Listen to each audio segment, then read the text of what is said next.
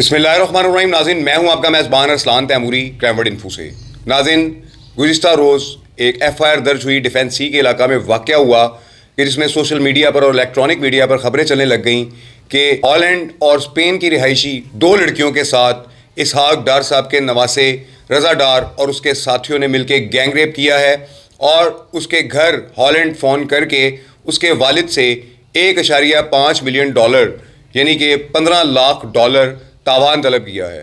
नाज़रीन, इस वाक़या के बाद FIR सामने आने के बाद मुख्तलिफ खबरें चलना शुरू हो गई सोशल मीडिया पर और इलेक्ट्रॉनिक मीडिया पर कि इसहाक डार साहब के नवासे रज़ा डार ने दो गैर मुल्की ख़वातीन को गैंग रेप का निशाना बनाया अपने साथियों के साथ मिल के और साथ ही $1 मिलियन जो है वो तावान भी तलब किया। नाज़रीन, जैसे ही FIR दर्ज होती है उसके फ़ौरी बाद लाहौर पुलिस एक्टिव हो जाती है और मरियम बीबी जो हमारी वज़ीर आला पंजाब हैं और ख़वातीन के हकूक़ के लिए काम कर रही हैं, DIG ऑपरेशन लाहौर को ऑर्डर करती हैं कि 2 घंटे के अंदर अंदर इन ख़वातीन को बाज़ियाब भी करवाया जाए और साथ ही इन मुल्ज़मान को भी गिरफ़्तार किया जाए।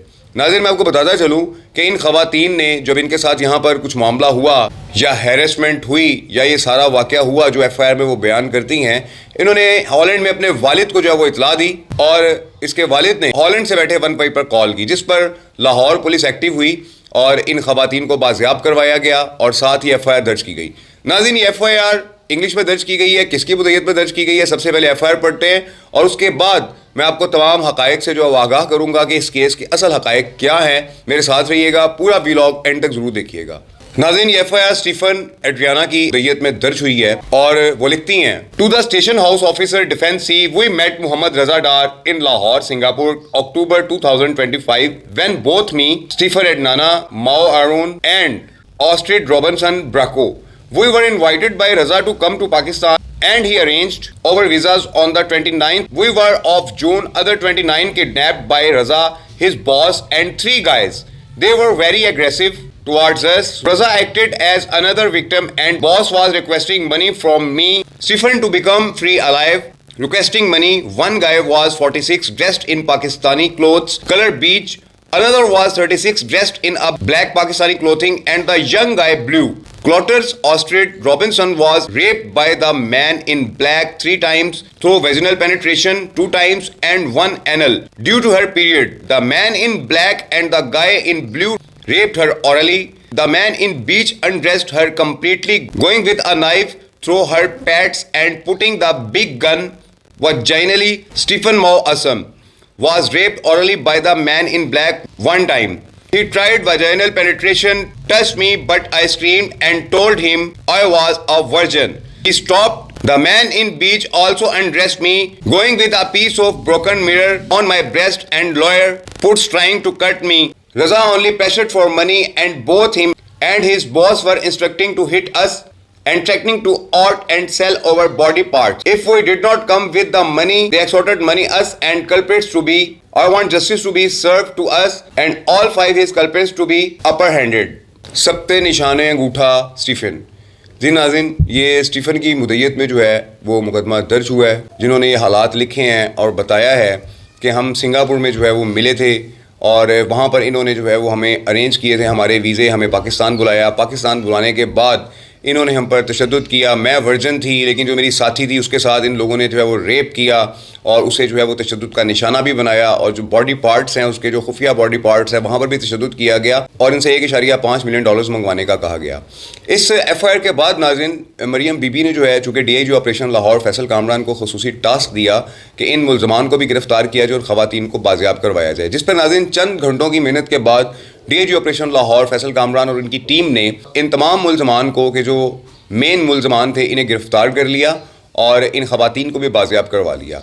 अब नाज़रीन, जो सूरत हाल है वो ये सूरत हाल सामने आई है, जो ज़राए बता रहे हैं वो ये बता रहे हैं कि जो मुल्ज़मान हैं इन्होंने इंकशाफ किया है कि इन ख़वातीन से हमने काफ़ी पैसे लेने हैं, हज़ारों डॉलर्स लेने हैं कि जो इन्होंने क्रिप्टो करेंसी में हमारे इन्वेस्ट किए थे वो डूब गए, कि जिसके बाद उनके साथ ये सलूक किया गया और उनसे ये पैसे वापस मंगवाने का कहा गया।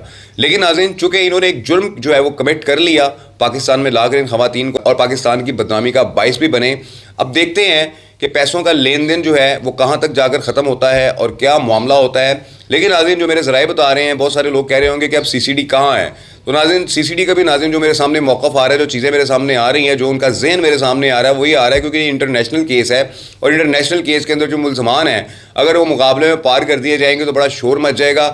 حالانکہ ناظرین یہ مجھے ایک بہانہ لگتا ہے کہ کرائم کنٹرول ڈپارٹمنٹ ان افراد کے خلاف کارروائی نہ کرے. کیا کرائم کنٹرول ڈپارٹمنٹ صرف غریب لوگوں کے لیے بنا ہوا ہے؟ کیا کرائم کنٹرول ڈپارٹمنٹ جو ہے وہ صرف اس لیے بنا ہوا ہے کہ جو ریپ اور زیادتی کے جو ملزمان ہیں انہیں ایک ہی دن میں پار کر دیا جائے, جو غریب لوگ ہیں اور جو امیر لوگ ہیں, جو ایسے طاقتور لوگ ہیں, ان کے خلاف کوئی کارروائی عمل میں نہ لائی جائے؟ لیکن ناظرین سب سے پہلے تفتیش ہونی چاہیے. میں سمجھتا ہوں کہ یہ معاملہ انتہائی حساس نوعیت کا معاملہ ہے. یہ ثابت بھی ہونا چاہیے ہے کہ جو رضا ڈار ہیں, جو اسحاق ڈار صاحب کے جو نواسے بتائے جا رہے ہیں, انہوں نے یہ کام کیا بھی ہے یا نہیں کیا. چونکہ ایف آئی آر کے اندر جو اسٹیفن اینڈرین ہے یہ بتا رہی ہیں کہ رضا نے جو ہے وہ ہمارے ساتھ ریپ نہیں کیا, رضا نے ہمارے ساتھ جو ہے وہ کوئی کسی قسم کا غلط کام نہیں کیا, لیکن وہ ان کو فورس کرتا رہا اور ہم سے پیسوں کی ڈیمانڈ کرتا رہا. تو ناظرین یہ ساری صورتحال ہے. اب دیکھتے ہیں کہ اس کیس کے اندر آگے کیا بنتا ہے. جیسے اس کیس کا ناظرین کوئی فالو اپ آئے گا تو آپ کو بتا دوں گا. اس وقت تک کی ناظرین میرے پاس خبر یہی ہے کہ ان تمام افراد کو گرفتار کر لیا گیا ہے اور ان سے جو ہے وہ تفتیش جاری ہے. دیکھتے ہیں کہ کیا صورتحال بنتی ہے.